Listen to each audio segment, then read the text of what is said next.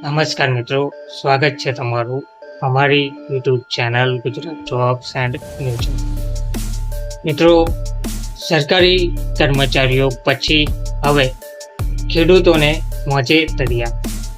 કેન્દ્ર સરકાર દ્વારા ખેડૂતો માટે મહત્વનો નિર્ણય લેવામાં આવ્યો છે. સરકારી કર્મચારીઓ પછી હવે ખેડૂતોને પણ ખુશખબર આપી છે.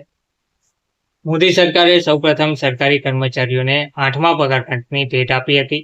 હવે સરકારે ખેડૂતોને ભેટ આપી છે. સરકારી કર્મચારીઓ પછી હવે ખેડૂતોને પણ રાહત થવા જઈ રહી છે. બુધવારના રોજ મોદી કેબિનેટે આ સંદર્ભમાં એક મહત્વપૂર્ણ નિર્ણય લીધો છે. કેન્દ્રીય મંત્રી પિયુષ ગોયલે જણાવ્યું હતું કે આજે પીએમ મોદીના નેતૃત્વમાં કેબિનેટ બેઠક યોજાઈ હતી. આ બેઠકમાં ખેડૂતો અંગે એક મહત્વપૂર્ણ નિર્ણય લેવામાં આવ્યો હતો. સરકારે કાચા શણના એમએસપીમાં લગભગ 6% વધારો કરવાનો નિર્ણય લીધો છે. કેન્દ્રીય મંત્રી પિયુષ ગોયલે કેબિનેટ બ્રીફિંગમાં જણાવ્યું હતું કે વર્ષ 2025-26 માટે કાચા શણના એમએસપીમાં લગભગ 6%નો વધારો કરવામાં આવ્યો છે. આ કિંમત કરતાં 67% વધુ છે.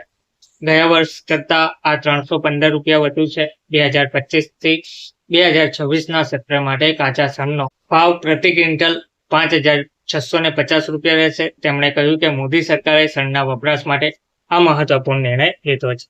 આનાથી ખેડૂતોને મોટો ફાયદો જોવા મળશે.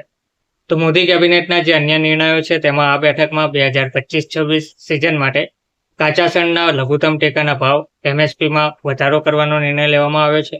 રાષ્ટ્રીય આરોગ્ય મિશનને 2025-26 અને સુધી લંબાવવાનો નિર્ણય લેવામાં આવ્યો છે. દેશભરમાં આયુષ્યમાન આરોગ્ય મંદિર કેન્દ્રો ખુલી ગયા છે. 1,72,000 કેન્દ્રો ખોલવામાં આવ્યા છે. અત્યાર સુધીમાં 4.5 લાખ લોકોએ પ્રધાનમંત્રી રાષ્ટ્રીય ડાયાલિસિસનો લાભ પણ લીધો છે. ધન્યવાદ.